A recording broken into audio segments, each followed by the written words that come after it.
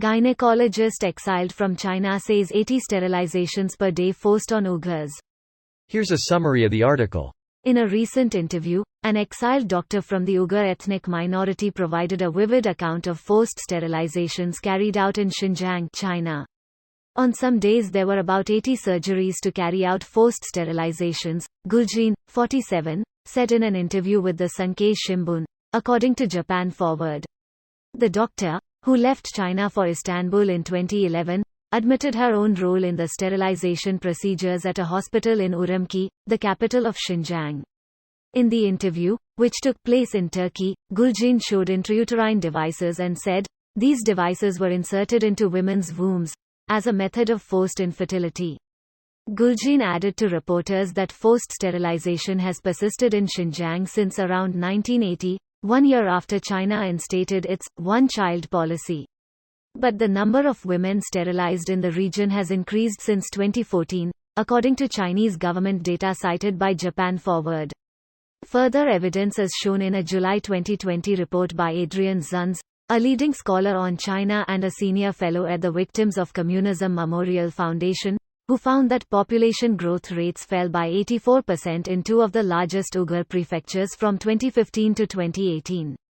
China has denied accusations of the forced sterilizations, but US, the European Union and the international community have considered Beijing's methods in the region to be acts of genocide.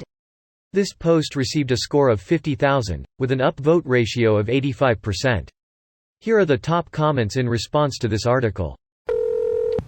Forced sterilizations, slave auctions, forceful organ donations, daily rapes, slave labor, China's treatment of Uyghurs. The response from other governments?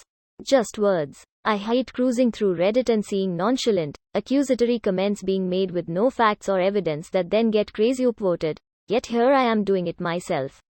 I've learnt a fair bit reading the comments here. E.g., this article does not have much credibility in terms of substance, facts or witnesses. Gold weighs more than blood. As the Athenians told the Melians, the strong do what they will, the weak suffer what they must. It didn't turn out well for Athens, but there was truth to it in the moment. I mean, it was truth all the way. Athens was strong, until it wasn't. Kind of. The Melian dialogue is complicated, both sides have points. Athens wins against the Melians, but its confidence in its power and that freedom of action that power brings is ultimately misplaced. Athens would come to regret what it did to Melos, despite arguing at the time that it was the natural order of things that the strong dominate the weak. I fear we won't ever get there, and it makes me so sad to think of what we could do. Edit. To those of you saying it is not the natural order, look at indigenous tribal communities, look at primate communities, elephant communities, other highly social animals. They all care for their weak and sick. We as a species are very, very good about caring for our own little communities. It's when other communities come into the picture that our perspective gets skewed.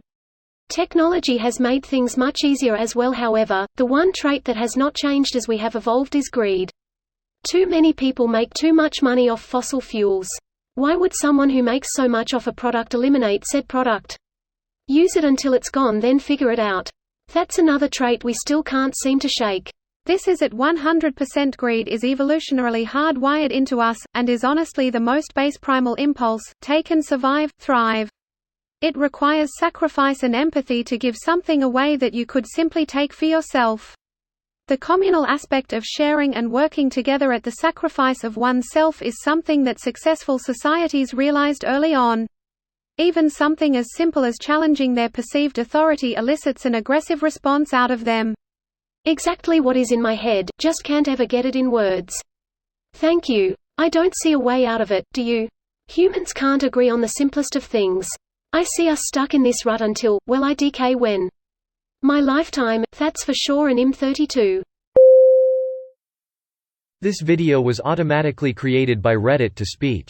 The article and comments in this video were selected from Reddit according to their upvotes, and any paraphrasing was performed by smmry.com, without any human intervention.